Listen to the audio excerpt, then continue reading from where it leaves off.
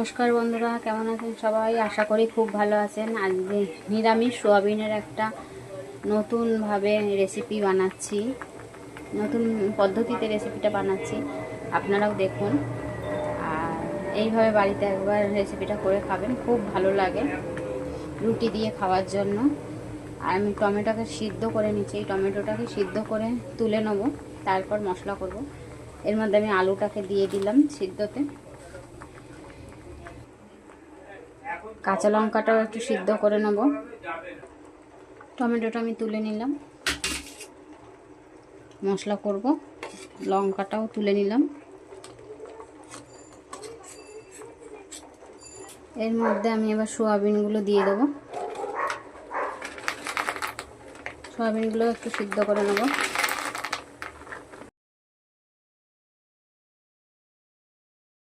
Soybean আলুটা আমার সিদ্ধ হয়ে গেছে। এবার মশলাতে আমি দেখিয়ে দিচ্ছি কী কী নিচ্ছি। এই যে টমেটো আমি সিদ্ধ করে নিয়েছি, দেখুন হয়ে গেছে। কাঁচা লঙ্কাটাও সিদ্ধ করা, গোটা ধনে নিয়ে নিয়েছি, আদা বাটা নিয়ে নিচ্ছি নিরামিষ যেহেতু, কাশ্মীরি লঙ্কা গুঁড়ো, চিনি, হলুদ গুঁড়ো, নুন, জিরে গুঁড়ো, আর ফোড়নে দেবো গোটা জিরে। চলুন মশলাটা করে নেওয়া যাক।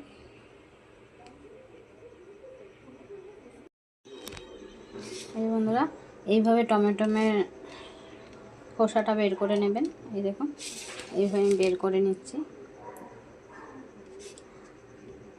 আর সোয়াবিন তো সবাই করেন, কিন্তু আমি কেন বললাম একদমই আলাদা। এইভাবে করলে রান্নার স্বাদও পাবেন। এইভাবে একবার করে দেখবেন বন্ধুরা, রান্নার স্বাদটা একদমই আলাদা হয়। খোসাটা আমি ছাড়িয়ে নেব, তরকারিটার স্বাদও একদম আলাদা হয় খেতে। তাই এইভাবে একবার আপনারাও করে খাবেন বাড়িতে। এই পদ্ধতিতে সোয়াবিনের রেসিপিটা একবার করে খেয়ে দেখবেন, খুবই সুন্দর খেতে লাগে। এই দেখুন আমি টমেটোটাকে সিদ্ধ করে নিয়েছিলাম, আর এইভাবে খোসাগুলো আমি ছাড়িয়ে বাদ দিয়ে দিয়েছি। এবার এটাকে আমি একটু কেটে নেব, এইভাবে কেটে নেব। এই যে টমেটোটাকে আমি এইভাবে বেটে নেব মশলাতে। আমরা কড়াইতে তেল দিয়ে দিয়েছি, তেলটাও গরম হয়ে গেছে। আর ফোড়নে দিয়ে দিচ্ছি এই দেখুন তেজপাতা আর গোটা জিরে।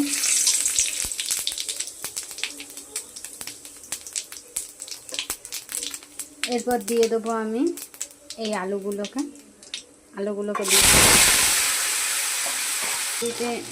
রেসিপিটা করলাম, সেই পদ্ধতিতে একবার আপনারাও বাড়িতে করবেন। নিরামিষের দিন রুটির সাথে দারুণ খেতে লাগে। এই যে বন্ধুরা মশলাটা আমার হয়ে গেছে, এই যে টমেটোর পেস্টটাও আমার হয়ে গেছে, টমেটো বাটাটাও করে নিয়েছি, কাঁচা লঙ্কা বাটা আর আদা বাটা।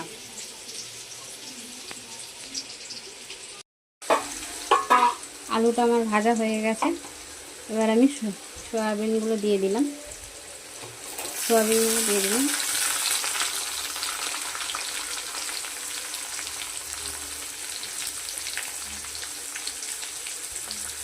এবার আমি মশলাগুলোকে দিয়ে দিচ্ছি। এই মশলাটাকে দিয়ে দিলাম। এবার এটা আমার ভাজা হয়ে গেছে।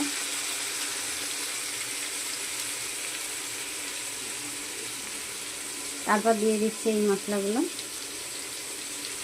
এটা একটু কষানো হবে।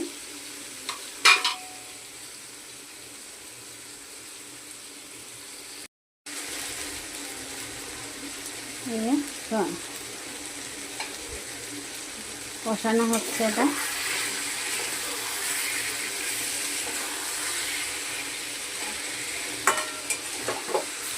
একটু তেল ছেড়ে দিলেই জল দিয়ে দেবো। সাইড দিয়ে পুরো তেল ছেড়ে দিয়েছে, এবার আমি জল দিয়ে দেবো।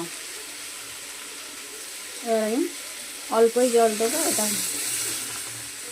মাখা হবে, এটা কষানো হচ্ছে, ঝোল হবে না, এই অল্পই জল দিলাম।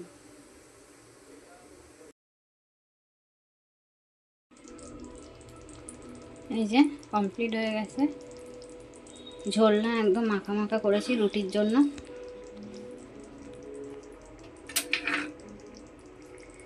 এবার আমি নামিয়ে নিচ্ছি।